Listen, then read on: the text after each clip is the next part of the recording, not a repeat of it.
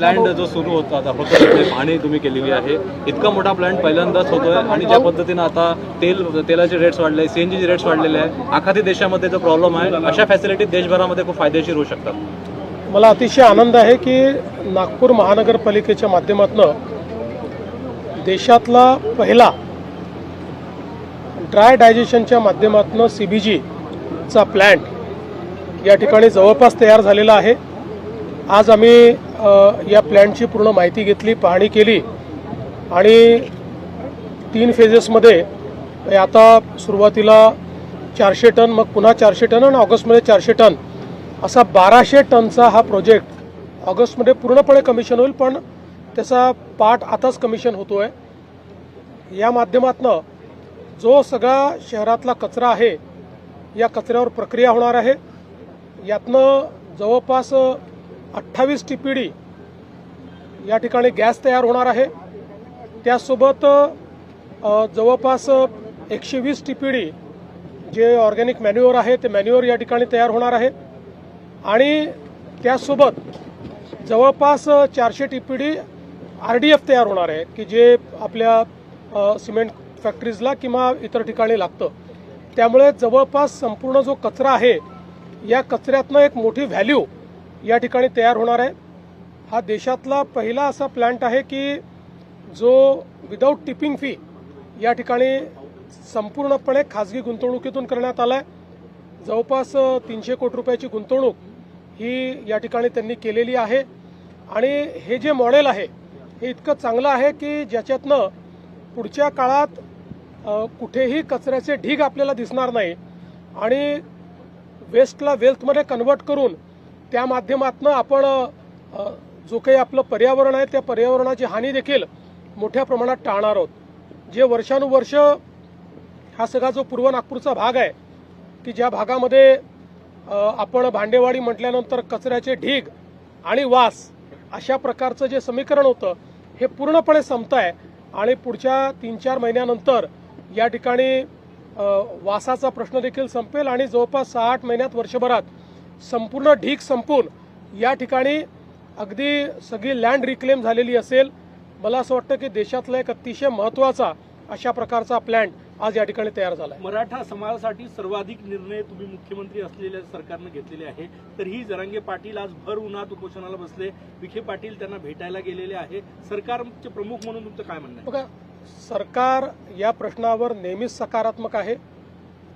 सरकारने वारंवार निर्णय घेतलाय, प्रत्येक वेळी जेव्हा अडचण आली त्यावेळी सरकारने निर्णय घेतलेला आहे आणि या संदर्भात मी एवढंच सांगेन की सरकारची भूमिका पारदर्शक आहे, सरकारची भूमिका सकारात्मक आहे आणि ती भूमिका आम्ही सातत्याने मांडतोय आणि यापुढेही सरकारची भूमिका ही सकारात्मकच असेल। आमचं सरकार सर्व समाजाकरता सकारात्मक काम करणारं सरकार आहे। आम्ही समाजांना एकमेकापुढे आणून भांडण करत नाही, सगळ्यांचं भलं कसं होईल हा प्रयत्न करतो आणि विशेषतः मराठा समाजाच्या संदर्भात मी पुन्हा एकदा सांगतो, जेवढे निर्णय मी घेतले आणि शिंदे साहेबांनी घेतले एवढे इतिहासात कधी झाले नाहीत आणि पुढेही आम्ही मराठा समाजाच्या हिताचे निर्णय घेतच राहू। फक्त हे निर्णय घेत असताना देशाचं संविधान, देशाचे हायकोर्ट आणि सुप्रीम कोर्ट यांनी दिलेले निर्देश याचं मात्र पालन करावं लागेल। त्या निर्देशांचा अवलंब न करता जर एखादा निर्णय घेतला तर त्यातनं केवळ प्रसिद्धी मिळेल पण तो निर्णय टिकणार नाही। त्यामुळे संविधान आणि न्यायालयाचे निर्णय यांच्या कसोटीवर जे निर्णय आम्हाला घेता येतील त्याच्या कसोटीवर खरे ठरणारे जे निर्णय असतील ते सगळे निर्णय आम्ही घेऊ। जरांगेचं आंदोलन सुरू झालं की ओबीसी समाजामध्ये एक भीतीचं वातावरण असतं, तुम्ही त्यांना काय आश्वासन? मी असं स्पष्टपणे सांगतो, एका समाजाचं काढून दुसऱ्या समाजाला द्यायचं अशा प्रकारचं या सरकारने कधीही केलं नाही, आम्ही करणार नाही। ओबीसी समाजालाही घाबरण्याची आवश्यकता नाही, आम्ही मराठा समाजाचंही त्या ठिकाणी समाधान करू, त्याकरताही सगळे निर्णय आम्ही घेऊ, पण त्यावेळी ओबीसी समाजावर कुठलाही अन्याय आम्ही होऊ देणार GR काढण्याची मागणी त्यांनी केलेली आहे। नाही, त्या संदर्भात आता चर्चा चाललेली आहे, एवढ्या डिटेलमध्ये मी बोलणार नाही। मी पुन्हा एकदा सांगतो, न्यायालय, कायदा आणि संविधान याच्या चौकटीत बसून कुठलाही निर्णय घ्यायला आम्ही तयार आहोत। मराठा मंत्रालयाची देखील मागणी केली आहे, क्या बताएंगे जी? एक ये बहुत ही महत्वपूर्ण इस प्रकार का प्रोजेक्ट यहाँ पर तैयार हुआ है। जो म्यूनिसिपल वेस्ट है करीब 1200 टन पर डे, 1200 टीपीडी, उसका प्रोसेसिंग का ये प्लांट है। इस प्लांट में से बड़े पैमाने पर जो हमारा गैस है वो निर्मित होगा।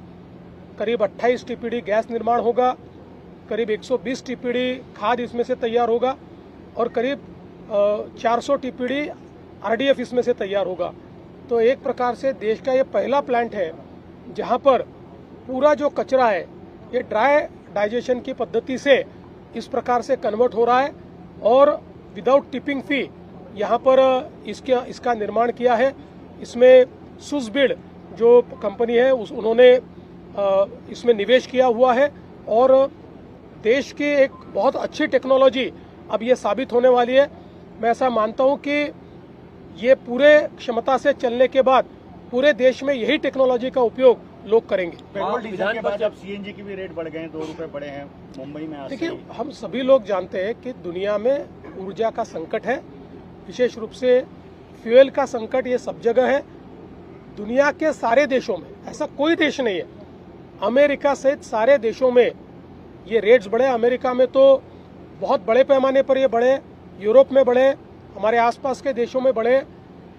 अगर हमको सप्लाई चेन मेंटेन करनी है तो हम लोगों को ज़्यादा पैसा पे करना पड़ेगा। जैसे ही मुझे लगता है कि ये सारा क्राइसिस खत्म होगा तो प्राइसेस स्टेबलाइज होगा।